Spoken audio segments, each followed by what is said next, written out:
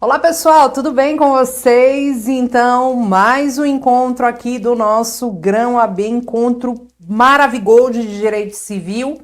E a gente vai fazer aqui alguns blocos, na verdade, alguns minutos de conversa, uma coisa sucinta, breve e pontual sobre direito civil.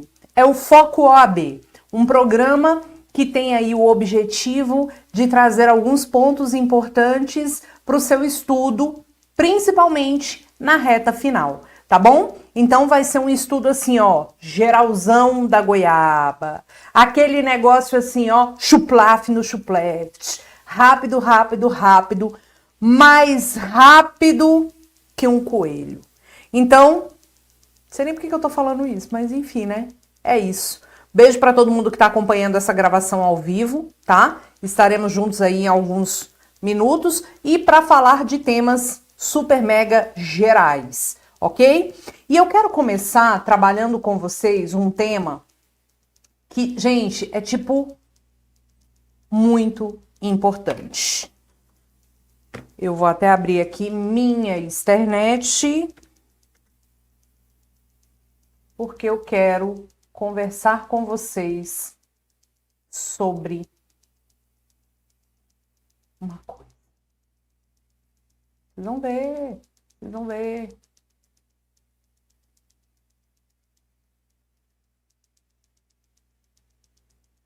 Espera aí que quando eu abro aqui ele dá um defeitinho, espera aí.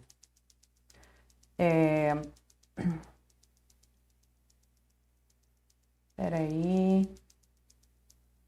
Que, né, gente? A gente tá ao vivo aqui, fazendo os trem, e é isso.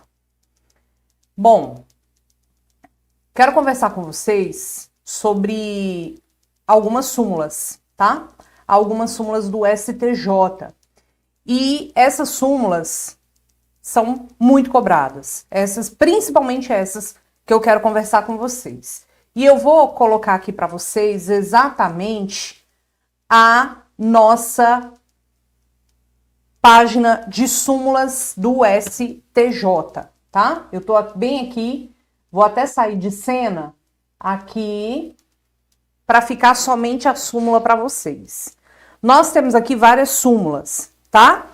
Mas, especialmente falando aqui de súmulas, eu quero que vocês observem essa súmula aqui, ó, 642. Essa súmula é uma súmula que é bastante importante para a gente conversar sobre a parte de dano moral, sobre a parte de responsabilidade civil. Então, antes de tecer considerações, olha só o que temos de informação na súmula 642. O direito à indenização por danos morais transmite-se com o falecimento do titular, possuindo os herdeiros da vítima legitimidade ativa para ajuizar ou prosseguir na ação indenizatória. O que eu quero conversar com você sobre essa questão dessa súmula? Quando a gente fala de responsabilidade civil e, de fato, quando alguém pratica um ato, você pode buscar o dano moral, o dano material, etc., a gente tem um prazo para essa demanda. Mas esse prazo vai depender de ser uma responsabilidade contratual ou uma responsabilidade extracontratual. Professora, o que a gente tem que conversar? Bora desenhar, porque o foco é a OAB e eu tenho certeza que isso vai ser cobrado na sua prova. Então, foco OAB, Direito Civil, nosso bloco número 1, e eu quero começar falando aqui com vocês do tema chamado responsabilidade civil. Quando a gente fala de uma responsabilidade civil, a gente vai observar que nós precisamos de alguns requisitos para caracterização dessa responsabilidade civil. Professora, quais são esses requisitos? O que a gente pode observar aqui? Nós vamos ter que falar em conduta humana,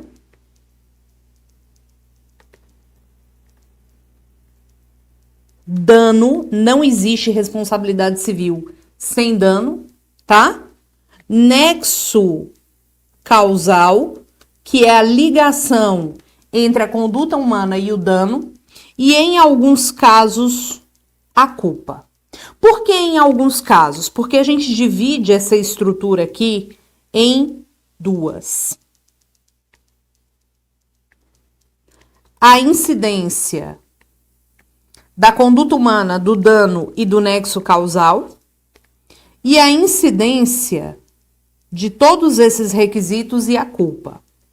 Quando a gente divide a responsabilidade civil nesses aspectos, a gente vai ter aqui a responsabilidade civil objetiva e a responsabilidade subjetiva. Nós sabemos que a responsabilidade subjetiva, inclusive, é a regra aqui no direito civil, não é? É a regra aqui no nosso direito civil. A objetiva é a regra lá no direito administrativo. Mas o fato é que quando alguém causa um dano para uma pessoa, e aí eu reitero, não existe responsabilidade civil sem dano, quando alguém causa aqui, ó, um dano para uma pessoa, ficou muito escuro, deixa eu pegar uma cor mais clara aqui. Quando alguém causa um dano para uma pessoa, nós vamos ter a análise das modalidades de dano. Pode ser aqui, efetivamente, deixa eu forçar aqui só para ficar mais escuro.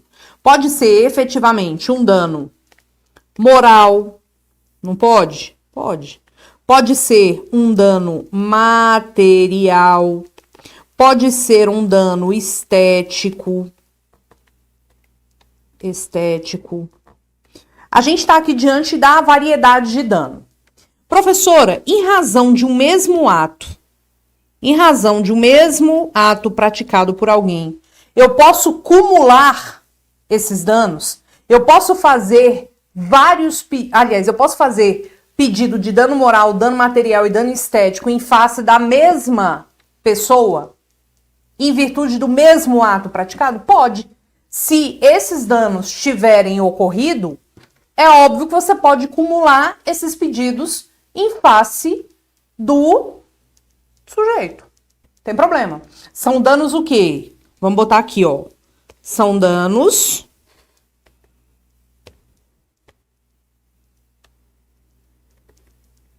cumuláveis. Aliás, a gente até tem uma outra súmula do STJ, que eu vou colocar para você aqui, que é a súmula 387.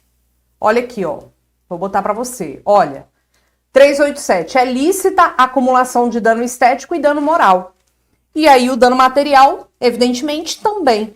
Por quê? Porque dano estético não se confunde com dano moral. Tome nota disso porque já foi cobrado em prova, tá? Então, são danos cumuláveis, de acordo com a súmula 387 do STJ. Mas, professor, eu vou cobrar esses danos aonde?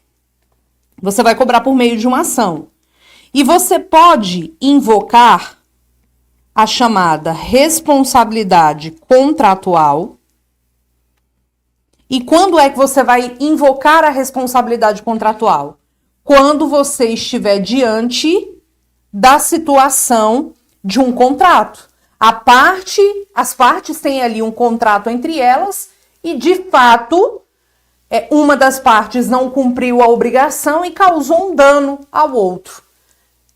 Nós podemos invocar a responsabilidade contratual. Isso está dentro do direito obrigacional, tá? Agora vamos lá. A responsabilidade contratual é aquela responsabilidade que tem o prazo prescricional de 10 anos para você cobrar. O STJ tem o entendimento de que o prazo prescricional para responsabilidade contratual é de 10 anos. Tudo bem? Mas existe a responsabilidade extracontratual. A responsabilidade extracontratual é aquela responsabilidade que tem incidência pelo simples fato de viver a vida, pelo simples fato de estarmos diante do nosso dia a dia e da possibilidade de causar danos a outras pessoas. Então, se você, por exemplo, bate o carro e causa um dano em alguém, você tem a responsabilidade extracontratual, cujo prazo prescricional é de 3 anos. Quando a gente fala de prazo prescricional, a gente está falando geralmente, então, de um credor que quer cobrar o valor de um devedor. Todo prazo prescricional é fixado em anos. E você não tem como mudar o prazo prescricional. As partes não podem mudar um prazo prescricional. É indisponível para as partes, porque esses prazos são todos legais, tá? Indisponível no sentido de alteração. São todos prazos legais. E esses prazos podem ser de 1, 2, 3, 4, 5 ou 10 anos. Todo prazo prescricional está no artigo 205 e 206. Ponto. Eu quero que você observe que, para cobrar um dano moral por uma responsabilidade contratual, por exemplo, são 10 anos. Para cobrar o dano moral por uma responsabilidade extracontratual, são 3 anos, ok? Agora vamos lá, preste atenção numa coisa aqui que eu vou te explicar agora, categoria. Quando você sofre um dano, você vai buscar a sua indenização. Você vai buscar a sua indenização. Mas eu te pergunto, morto sofre dano moral? Uma pessoa morta sofre o dano moral? O que você me diz? Não. A pessoa morta não tem como sofrer o dano moral. Por quê? Porque os direitos de personalidade são direitos vitalícios, ou seja, terminam com a morte. Então, quando um ato é praticado em face do morto, sofre quem fica. Quem fica é chamado de lesado indireto. Roberta, o lesado indireto é aquele que sofre o dano moral indireto? É. Por exemplo, a imagem do morto foi publicada indevidamente. Quem pode pedir o dano moral?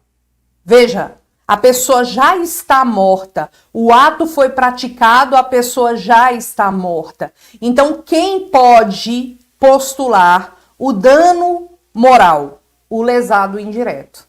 Sofre quem fica? São os filhos, são os pais da pessoa, o cônjuge da pessoa. Quando houver violação de um direito de personalidade qualquer do morto, a gente vai aplicar o artigo 12. Quem é considerado lesado indireto nesse caso? Lesado indireto serão os ascendentes, descendentes, cônjuge ou companheiro, e os colaterais até o 4º grau. Irmãos, sobrinhos, tios, primos. Agora, se o que foi violado foi o direito de imagem do morto, a gente aplica o artigo 20. Quem é considerado lesado indireto para fins de imagem do morto? Ascendente, descendente, cônjuge ou companheiro. Só. Ascendente, descendente, cônjuge ou companheiro. Os colaterais estão excluídos. Mas, professora, o que tem a ver essa súmula aí que você falou, que é a súmula 642 do STJ? Vamos colocá-la aqui. Existem situações, vou botar aqui, ó, súmula 642 do STJ. Existem situações que o dano acontece para a pessoa em vida, mas ela pode acabar morrendo naquela situação ou, logo depois, não tendo ajuizado a ação ou estar no curso da ação. Eu sempre gosto de lembrar de uma questão que foi objeto de uma prova CESP-SEBRASP para um concurso público. Já tem um tempo. A questão dizia assim: João, alcoolizado, dirigindo o carro alcoolizado, bate no carro da Maria. João morre na hora. Maria é levada com vida para o hospital. O João morre na hora. Maria é levada com vida para o hospital. 2 meses depois, Maria, que ficou esse tempo todo em coma, morreu. A pergunta é: os herdeiros da Maria podem postular o dano moral sofrido pela Maria contra os herdeiros do João? A resposta é positiva. Mas, professora, você está falando que quando a pessoa está morta, pode-se cobrar o dano moral como lesado indireto, como a pessoa que está viva que sofreu o dano que foi direcionado para o morto. Sim. É o caso, por exemplo, da Marília Mendonça, do Cristiano Araújo, que tiveram ali as imagens divulgadas do corpo morto, mas eles não estavam vivos. Então, neste caso, não tem como postular o dano moral sofrido pelo morto. Sofre quem fica. Então, quem fica pode pleitear o próprio dano moral. Agora, no caso da Maria, o cara alcoolizado dirigiu e tirou a vida da Maria. Basicamente naquele fato. Apesar dela ter morrido depois, foi por conta disso. Então, ela sofreu um dano em vida. Quando a pessoa sofre um dano em vida e ela morre, os herdeiros podem prosseguir na ação ou ajuizar a ação para cobrar o dano moral sofrido pela Maria. Entendeu? É diferente de você, por exemplo, usar a imagem de uma pessoa já morta. É diferente. Aí, se for a imagem de uma pessoa já morta, aí você vai ter o quê? O dano indireto. Tudo bem? Então, olha aqui no material. Súmula 642 do STJ, que eu vou até voltar aqui, ó. Peraí.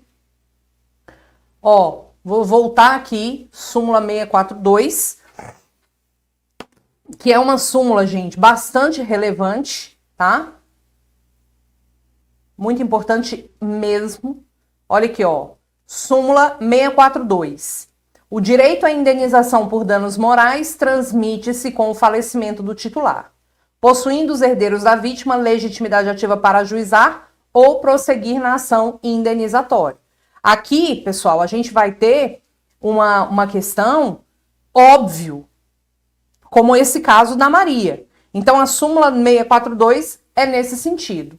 Professora, esse caso tem previsão no Código Civil? A gente também tem um artigo no Código Civil. Eu vou abrir aqui o Código Civil para você visualizar um artigo também importante que tem tudo, super tudo a ver com o que a gente está falando. Olha o Código Civil aqui.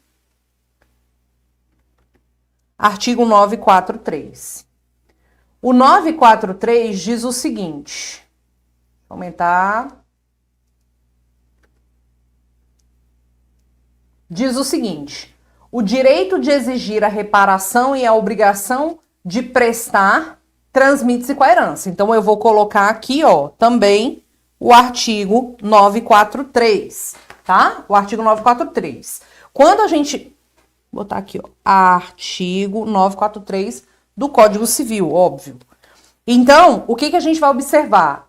O direito de exigir a reparação e a obrigação de prestar transmite-se com a herança.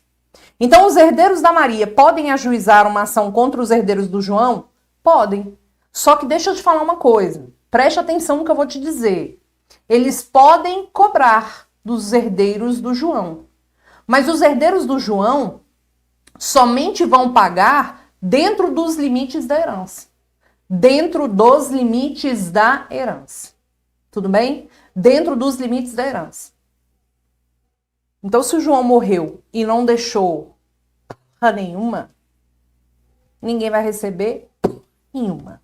Porque você, como herdeiro, não é obrigado a desembolsar do seu patrimônio para pagar a dívida, né, que o sujeito ocasionou em vida. Então, eu quero que você dê o print nessa tela. Questão importante de responsabilidade civil, tá? Tema do coração real oficial. Tudo bem? Certo? Então, cuidado, responsabilidade civil é tema bastante importante. Outro tema também bastante importante que eu quero falar aqui muito brevemente, muito rapidamente, é em relação à questão da pessoa com deficiência. Pessoal, eu vou até engrossar a caneta aqui, porque eu quero que você preste muita atenção.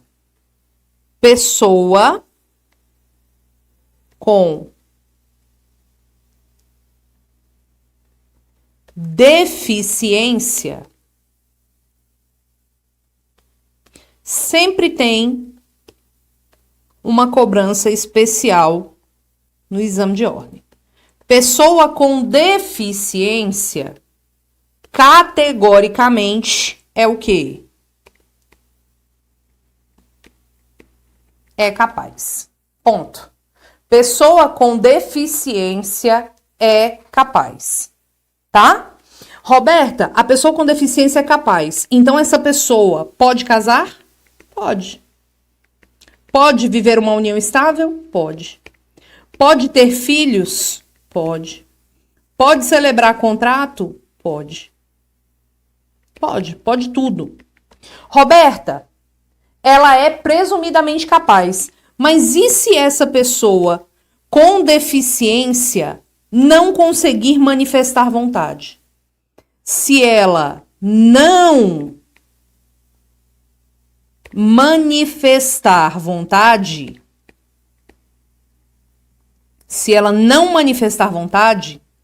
não é pela deficiência, mas porque não manifesta vontade, ela será considerada, na pior das hipóteses, como o quê?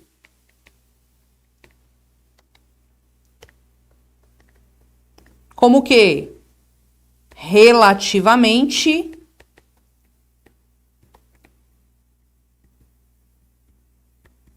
incapaz. Na pior das hipóteses, tá? Porque ela é o quê? Ela é capaz.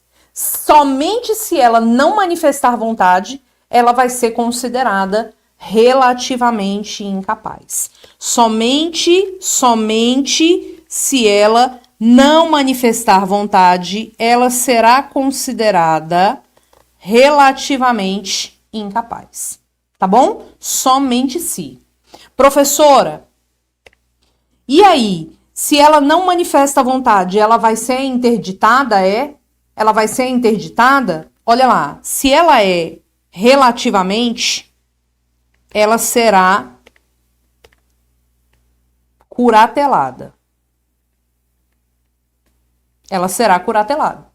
Só que a gente tem que lembrar, e isso aqui é muito importante, que esse fenômeno aqui da curatela é uma medida excepcional, tá? Esse fenômeno da curatela é uma medida excepcional. A pessoa com deficiência, se ela quiser, ela pode ser apoiada, que é a chamada tomada de decisão apoiada, que também já foi cobrada no exame de ordem. Tá? Ela já foi cobrada. Aqui a gente vai ter o seguinte: artigo 1783-A, nós vamos designar apoiadores. Mas esses apoiadores não são curadores.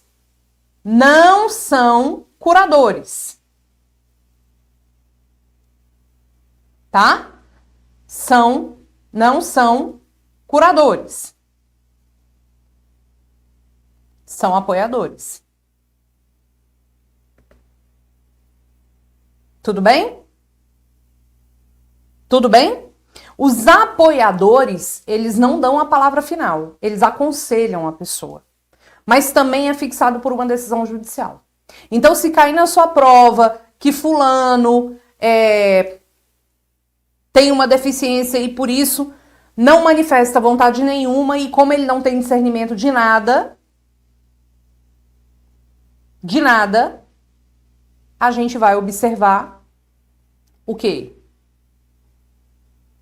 Que ele será, na pior das hipóteses, relativamente incapaz. Mas se ele manifesta vontade, se ele tem a possibilidade de manifestar a vontade, ele é capaz.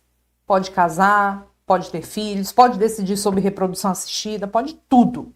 Ok? Tudo bem? Dá o print dessa tela aí. Show de bola? E a gente volta no próximo bloco com mais dicas Foco OAB para você. Beijo.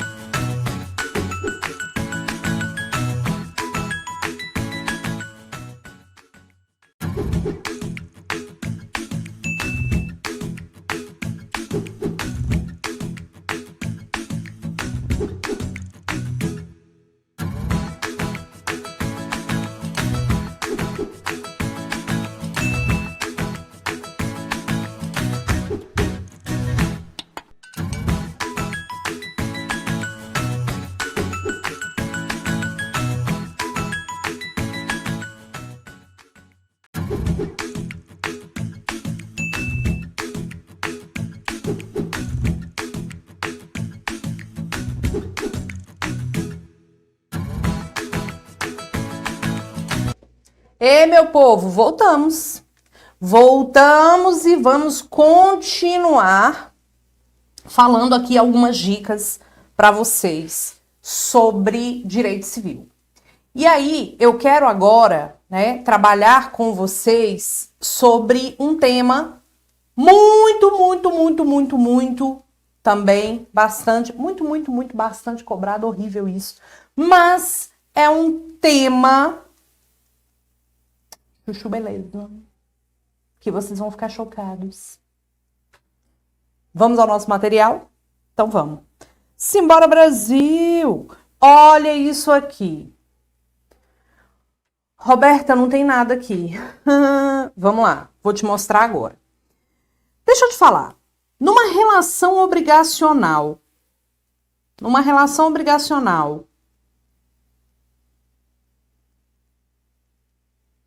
quem deve pagar a obrigação? Quem deve pagar uma obrigação? Quando você tem uma relação obrigacional e essa obrigação pode surgir de uma situação de, sei lá, um contrato ou qualquer outra situação. Pode surgir de um contrato, pode surgir, sei lá, de uma promessa de recompensa, enfim. Toda vez que você pensa numa relação obrigacional, você tem uma relação entre credor e o quê? Devedor. Vou botar assim. Você tem uma relação entre credor e devedor, ok?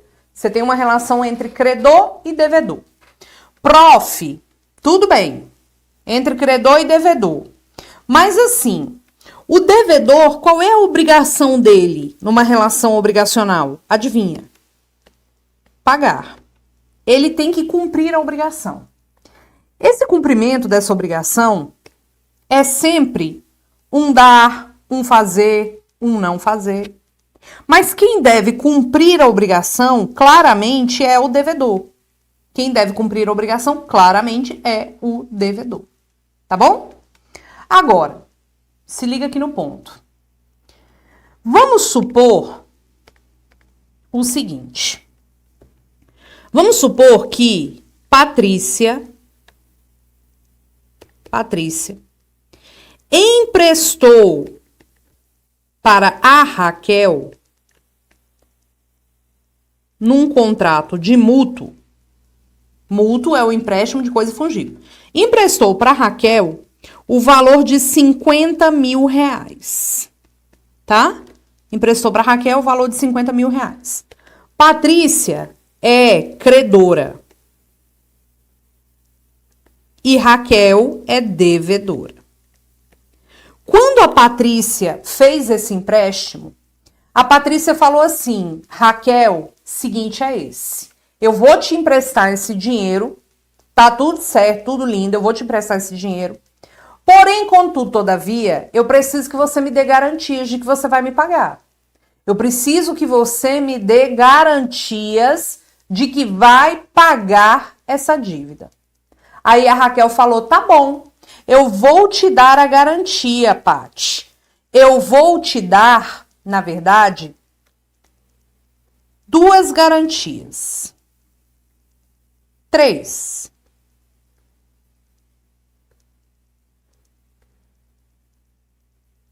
Três garantias. Ela entregou, deixa eu sair daqui, né? Porque senão não dá pra ver. Ela entregou pra... Horrível isso. Ela entregou pra Patrícia 3 garantias. Ela entregou 2 fiadores. Fiador 1. Fiador 2. E entregou também um relógio, ou seja, ela fez um penhor, tá? Então, ela deu aqui garantias para Patrícia. Tudo bem? Ela entregou o fiador 1, o fiador 2 e o penhor. Ela entregou um relógio. Nesse penhor, você tem que entender que a Raquel não está penhorando o relógio, ela está empenhando o relógio. Quando você entrega um bem móvel em garantia, nós vamos ter o seguinte. Nós vamos ter uma garantia chamada penhor. Raquel está empenhando a joia. Tá bom? Professora, se a Patrícia devolve o relógio para Raquel sem que a Raquel tenha efetuado o pagamento ainda, significa que a Raquel está perdoada da dívida? O que você me diz? Cuidado. Se o credor, vou botar bem aqui, ó. Se o credor devolve o bem dado em garantia,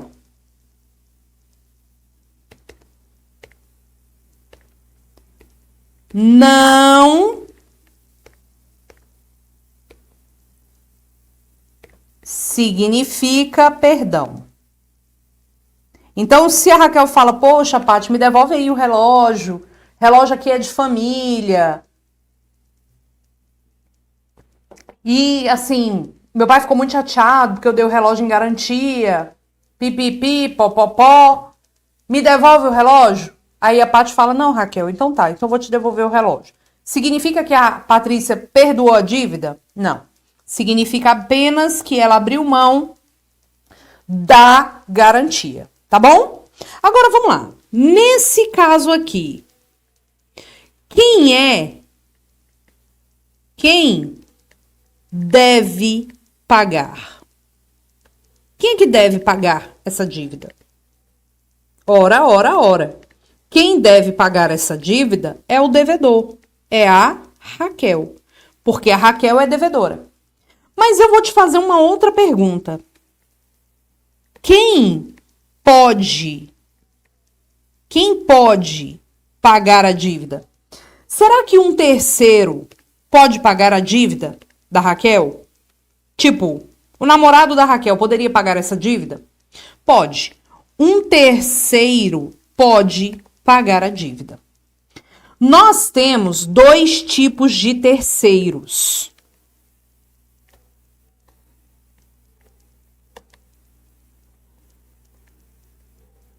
Nós temos dois tipos de terceiro. Nós temos o terceiro que a gente chama de terceiro interessado e nós temos o terceiro não interessado. Ai, Roberta, que merda! Qual é a diferença? Terceiro interessado, terceiro é aquele que simplesmente, não tem nada a ver com a história aqui. Mas interessado é aquele terceiro que pode ser atingido pelo inadimplemento. Professora, o fiador, por exemplo, é um terceiro interessado, não é? É. Quando o terceiro, presta atenção agora, quando o terceiro interessado paga a dívida, ele subroga na condição de credor. Ele subroga na condição de credor. Ele vira credor. Ah, professora, subrogar significa tomar o lugar de. Ele toma o lugar de, tá? Ele toma o lugar de credor.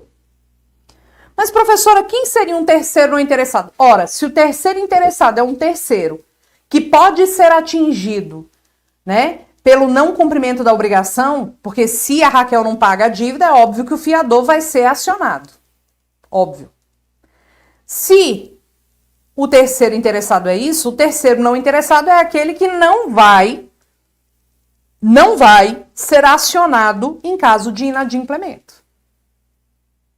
Quem seria um terceiro interessado? Um exemplo de terceiro não interessado? O namorado da Raquel, uma amiga da Raquel. Eu não pago a dívida dela. Não tem dinheiro para pagar nem a minha, mas vai que ela tem uma amiga aí que tem dinheiro para pagar a dívida dela. Isso é um terceiro não interessado. O terceiro não interessado que paga a dívida de alguém, ele pode fazer duas situações diferentes. Ele pode pagar em nome próprio, tipo, a amiga da Raquel paga a dívida, suponha aí que a Lorena, amiga da Raquel, paga a dívida e simplesmente pede o recibo no nome da própria pagadora, no nome de Lorena mesmo. Se isso acontece, olha lá, se isso acontece, se a terceira não interessada paga em nome próprio, ela tem direito ao reembolso do que pagou. Se ela paga em nome do próprio devedor, sabe o que ela tem direito? A nada. Não tem direito a nada. Então, preste atenção aqui. Vou só ajeitar esse negócio aqui que eu fiz aqui. Então, muito cuidado. Vou subir aqui.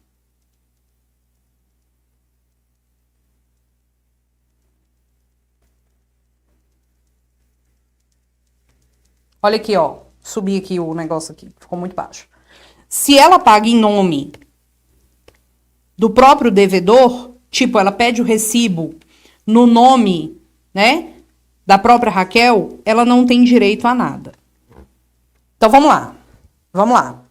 Patrícia emprestou 50 mil reais para Raquel. Raquel deu em garantia o relógio e deu em garantia 2 fiadores, o fiador 1 e o fiador 2. Vamos dar nomes para essas pessoas para facilitar a nossa vida aqui. O fiador 1 é o João. O fiador 2 é a Maria, tá? Vou botar aqui embaixo. Fiador 1, João, fiador 2, a Maria. Vamos lá, presta atenção aqui. Se a Raquel não paga a dívida e o João vai lá e paga a dívida para a Patrícia. João é terceiro interessado, não é? Ele subroga na condição de credor. Roberto, o que significa subrogar? O que significa subrogar? Subrogar significa tomar o lugar de credor. Ele vira credor. Sabe o que acontece? Olha para esse desenho. Sai a Patrícia. O João vira credor. Então, ele deixa de ser fiador. Ele vira credor. Ele deixa de ser fiador. E ele vai poder cobrar a Raquel. E para cobrar a Raquel, ele vai poder utilizar as outras garantias. Ele vai poder utilizar ainda do penhor e vai poder utilizar da Maria, que é fiadora. Entendeu isso? Então, subrogar significa levar também as garantias. Agora, vamos voltar tudo aqui. Patrícia volta para o esquema. João é fiador 1, Maria fiador 2 e o penhor aqui. Tá? Fiador 1, fiador 2 e o penhor. Deixa eu te falar uma coisa. Suponha que a Lorena, amiga da Raquel, pague a dívida. Lorena pagou a dívida, tudo bem? Chegou e pagou para Patrícia. Se a Lorena pedir o recibo no nome da própria Raquel, ela não tem direito a nada. Nadinha, nadinha. Mas se ela paga em nome próprio, tipo, ela chega para Patrícia e fala: Patrícia, eu tô pagando, mas eu quero um recibo no meu nome. Nome de Lorena. Conste aí, categoricamente, que quem tá pagando a dívida sou eu. Quando ela faz isso, Dá uma olhada. A dívida desaparece e ela tem direito ao reembolso. Mas, professora, qual é a diferença de pedir o reembolso? Qual a diferença de pedir o reembolso e subrogar na condição de credor? Qual é a diferença de pedir o reembolso e subrogar na condição de credor? Qual seria exatamente essa diferença? O que a gente tem aqui de diferença? Se ela subroga, ela tem direito a levar as garantias, né? Vou até botar aqui, ó. Ela leva as demais garantias dadas. Agora, se paga em nome próprio e é um terceiro não interessado, olha o que acontece com a dívida. Olha para cá. Some todas as garantias desaparecem, Patrícia desaparece, Raquel desaparece, a condição de credor e devedora e a dívida desaparece tudo. Lorena só vai poder cobrar da Raquel exatamente a dívida que pagou. Ela não aproveita as garantias. Entendeu? Não aproveita as garantias. E é isso. Ela não aproveita as garantias. Então, subrogar é muito melhor do que ter direito apenas ao reembolso. Porque na subrogação você leva para com você as garantias. Ok? Tudo bem? Isso aqui é sobre o devedor. Então, é possível que um terceiro pague a dívida dos outros? É possível. É possível que um terceiro pague a dívida dos outros. Beleza. Só que entra nessa história aqui. Agora, imagine uma situação diferente. Imagine você, a Raquel não, vamos botar aqui, ó, a Patrícia, que emprestou o dinheiro para Raquel. Patrícia, credora. Raquel, devedora. Patrícia emprestou 50 mil reais. Qual é o dever da Raquel? O dever da Raquel é o quê? Pagar, né? O dever da Raquel é pagar. Para quem que a Raquel deve pagar? Quem deve receber o pagamento? Quem deve receber o pagamento? Quem deve receber o pagamento? Deve receber o pagamento o credor. Claro, deve receber o pagamento a credora ou quem ela represente. Batata. Tomarei uma coquinha. Vocês estão achando que é só Maria Cristina que é viciada em coca? Claro que não. Eu também.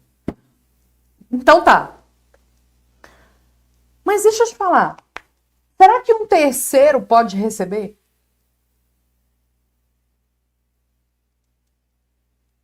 Você é sonso?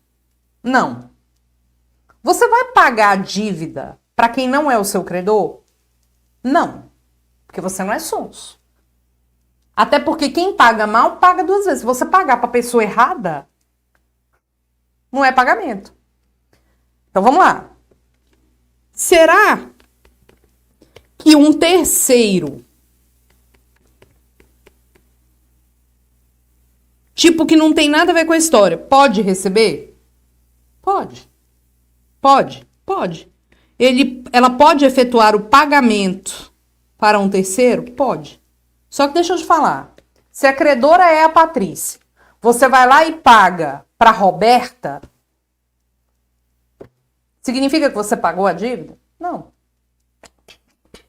Se você paga para um terceiro, até você provar na vida que tá tudo bem, você já passou muita raiva. Então, se você paga para um terceiro, olha quem veio visitar nós aqui.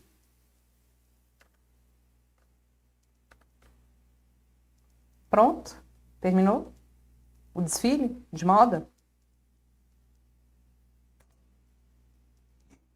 Se você paga para um terceiro, você vai ter que provar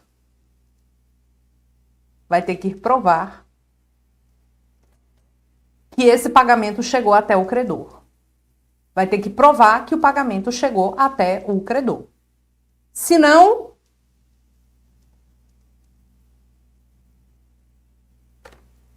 eu mereço, né, gente? Meu filho, tira essa bunda daqui. Vai ter que provar que o pagamento chegou até o credor. Então, vamos lá. Se o terceiro recebe, não tem efeito de pagamento. Salvo se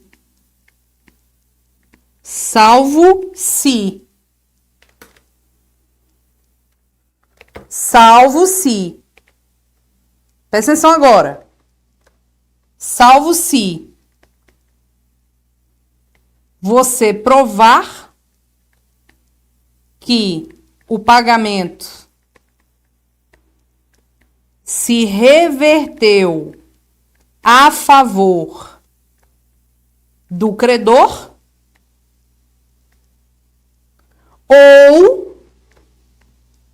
ou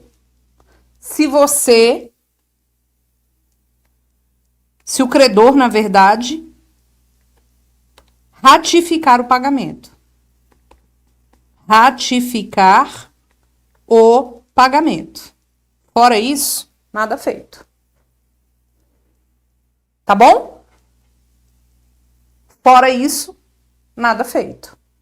Então, até você provar que isso aconteceu, meu amigo, mas já deu muita merda. E é isso. Já deu muita confusão. Muita. Ai, professora, show de bola, entendi aqui, tá tudo bem. Mas o que é um tal de credor putativo? Não é isso que você tá pensando. O que é o credor putativo? Bora lá? O que é o credor putativo? Ai, professora, que nome estranho. Mas não é difícil. O que é um credor putativo?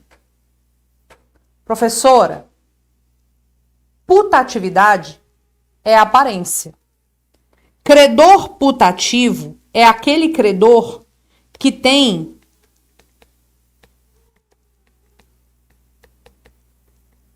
aparência de credor. Vamos lá, vamos ao exemplo. Imagina que eu emprestei para Raquel 10 mil reais. E aí eu falei, Raquel, você me paga de 10 de mil reais aqui, tá? Você me paga aqui 10 de mil reais. Aí, a Raquel tá lá, beleza, pagando. Aí eu falo, Raquel, é o seguinte, tem um funcionário que trabalha para mim aqui, vou botar uma funcionária. Tem uma funcionária que trabalha aqui para mim, chamada Maria Cristina. Ela não tem tamanho para ser funcionária não, mas serve. Maria Cristina é desse tamanhozinho, né, gente? Mas ela é minha funcionária. Ela não é uma menor aprendiz, ela é funcionária real oficial. Aí, deixa eu te falar. Ela vai todo mês aí na sua casa receber o valor da prestação, tá? Você pode entregar os 1.000 reais para ela e aí ela vai te entregar o recibo aqui de boa, de boa. Beleza? Beleza. Aí ela tá bem lá, muito que bem, feliz, tranquila, pagando pra Maria Cristina. Só que deu na terceira prestação, eu demiti a Maria Cristina, que ela me fez uma raiva, sabe? Lá no escritório, eu demiti a Maria Cristina. Aí a Maria Cristina não é mais funcionária. Quer dizer, Maria Cristina não tem mais autorização para receber por mim, né? Não é verdade? É verdade. Não tem mais autorização para receber por mim. Só que a Maria Cristina, para se vingar, vai lá na Raquel e fala, Raquel, vim receber o dinheiro da Roberta. A Raquel pega e entrega o dinheiro para ela. A Raquel não sabe que ela foi demitida. Maria Cristina tem a aparência de ser a credora naquele caso? Tem. Para Raquel, que não sabe da história, ela tem uma aparência de ser credora, não tem? Então, olha isso aqui. Vamos observar um artigo aqui do Código Civil, deixa eu aumentar a letra, que é o artigo, 309. Uai, gente, por que o negócio aqui não tá funcionando? 309. Olha o que diz o artigo 309. O pagamento feito de boa fé, tipo, a Raquel sabe, aliás, a Raquel não sabe que eu demiti a Maria Cristina, feito a credor putativo, que é o credor que tem a aparência de credor, é válido, ainda provado depois que não era o credor. Então, o que a gente tem aqui? Olha lá, o credor putativo é aquele que tem a aparência de credor e o pagamento feito de boa fé ao credor putativo é um pagamento válido, ainda que provado depois que não era o credor, ok? A gente tem aqui a incidência do artigo 309 do Código Civil. E a banca adora cobrar este tema, tá bom? Roberta, e se a credora aqui, nossa queridíssima Patrícia, não quiser receber ou não for receber, tá? Não quiser receber, não for receber. Deixa eu te perguntar uma coisa. Raquel vai sair pagando pra gente errada? Não. Se a credora não quiser receber ou houver dúvida de quem venha a ser efetivamente a credora, Raquel vai ter que o quê? Ajuizar uma ação de consignação em pagamento ou vai ter que consignar o pagamento no banco. Mas ela vai ter que consignar o pagamento, ok? Professora, o Isaías pediu aqui, fala do 304, nós já falamos. O 304 é a questão aqui, ó, qualquer interessado na extinção, olha aqui, ó. É esse slide aí. Qualquer interessado na extinção da dívida pode pagar. Pode pagar. Se o credor se opuser dos meios conducentes à exoneração do devedor. Então, qualquer interessado na extinção da dívida pode pagar. É o caso do fiador que paga a dívida. Tá aqui, ó. O terceiro interessado que paga a dívida, artigo 304. Subroga na condição, tá bom? Aqui, ó, igual direito cabe ao terceiro não interessado. Tá aqui, ó, também 304, parágrafo único. Se o fizer em nome e conta do devedor, salvo oposição deste. Agora, se o terceiro não interessado paga a dívida em seu próprio nome, tem direito ao reembolso, mas não se subroga nos direitos do credor, ou seja, não leva para com ele as garantias. Tudo bem? Certo? Dá o print nessa tela aí, se quiser. Vou botar aqui o slide. Dá o print nessa tela. Dá o print nessa tela. E a gente volta no próximo bloco com mais Foco OAB. Beijo.